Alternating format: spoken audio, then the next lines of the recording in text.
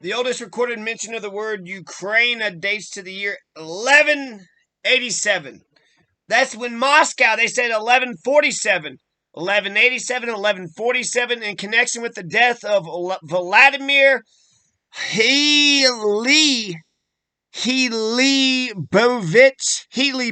the ruler of the Principality of Peryaslavo, which was Kiev's southern shield against the wild fields. The Hypatian Codex says Ukraine groaned for him. Ukraine groaned for Vladimir Helibovich. And that's it right there. 1187, the Hypatian Codex. That's all three: the primary chronicle, Kievan chronicle, and the Galatian Volhynian chronicle. So that's three Letopsis chronicles. Basically, it's the most important historical sources data for the early Russian era. So when it comes to Ukraine. So I only read, all the information I got was from the primary chronicle, the Kievan chronicle. I don't know shit about, or the Galatian Volhynian chronicle. I haven't read anything on those either.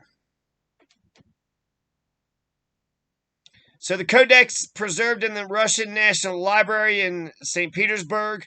The language of this work is Old Church Slavonic with many East Slavisms. So this is from Wikipedia. The oldest recorded mention of the word Ukraine dates in the year 1187. It's from the Hypatian Codex. They're talking about Volodymyr. Volodymyr.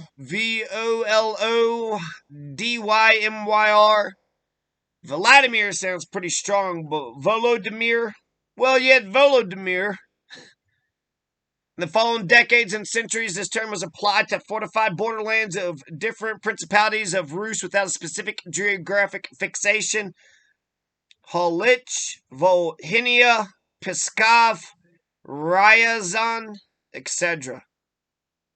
After the southwestern lands of the former Rus were subordinated to the Polish crown in 1569, the territory from eastern Podylia to Zaporizhia got the unofficial name Ukraine due to its border function to the nomadic Tatar world in the south. The Polish chronicler Samuel Gradsky, who wrote about the Khmelnytsky uprising in 1660, explained the word Ukraine as the land located at the edge of the Polish kingdom. Thus, in the course of the 16th to the 18th centuries, Ukraine became a concrete regional name after the other historical regions such as Podylia, Severia, and Volhynia. It was used for the middle Dnieper River territory controlled by the Cossacks.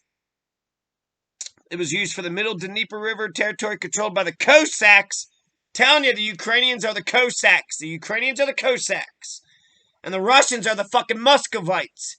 The people of Ukraine were called Ukrainians. Later, the term Ukraine was used for the Hetmanate lands on both sides of the Dnieper River. Although it didn't become the official name of the state from the 18th century on, Ukraine became known in the Russian Empire by the geographical term Little Russia. Oh, that's just Little Russia.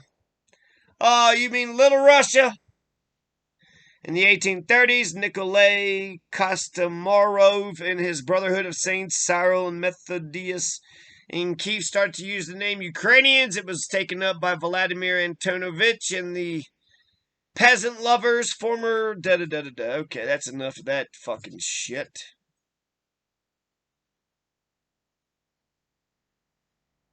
So, the Ukraine as a name, as a term, as an idea has existed in 1187. That's, about 1200, 2000, over 800 years. For over 800 fucking years.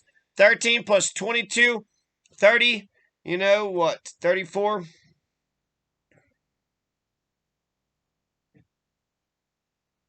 54? 854, so over 850 years. The Ukraine has been in existence. Here's a map in 1690, map of eastern Ukraine by Vincenzo Coronelli. The lands around Kiev are shown as Ukraine ou pas des Cossacks. Ukraine or the land of the Cossacks. Either or.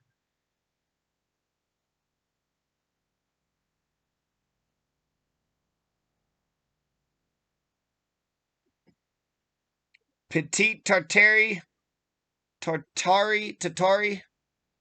So little Tartaria, little Russia, little America, little Colorado. Ah, Bafam goo. So the Ukraine has been around since 1187. Did Lenin create Ukraine? Not no. So Lenin didn't create Ukraine, right? So Putin is incorrect on that. The name Ukraine has been around before 1200. Lenin was born in 1800s and some shit. It would have been impossible for him to come up with the name Ukraine. And the Hypatian Codex since 1810. It's been preserved in the Russian National Library. So when we go to, level St. Petersburg, we probably should try to hold on to that Hypatian Codex. But then that's where their entire identity comes from. So shit. Maybe just we'll dictate to them what their damn codex says. The Ukrainian state, it lasted in 1918. The Ukrainians wanted to be their own country. They didn't want to.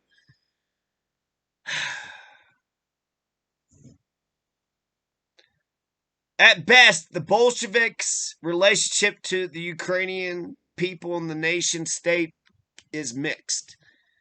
They tried to smash him. When they couldn't smash him, then they said, okay, you could be independent nations. And then they tried to smash him again by starving the fuck out of him, and then they survived, and it was like, okay, you could be independent nations. And then the Nazis start killing them, and then it was like, well, shit, we don't like that. So then they start killing the Nazis, and it was like, all right, maybe we can be neighbors. The Ukrainian People's Republic was a country in Eastern Europe. Who was that guy? There's a guy that they mentioned. These protesters had mentioned some guy. They was like talking about, remember the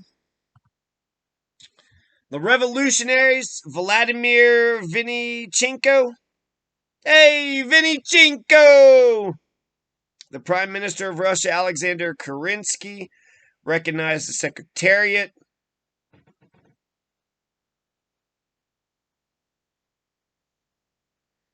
Appointing it as a representative governing body of the Russian provisional government, limiting its power to 5 governorates: Volyn, Kiev, Podoli, Chernihiv, Poltava. Did you hear they almost blew up fucking Chernobyl? They're all leaving Chernobyl now that they fucking set the reactor off.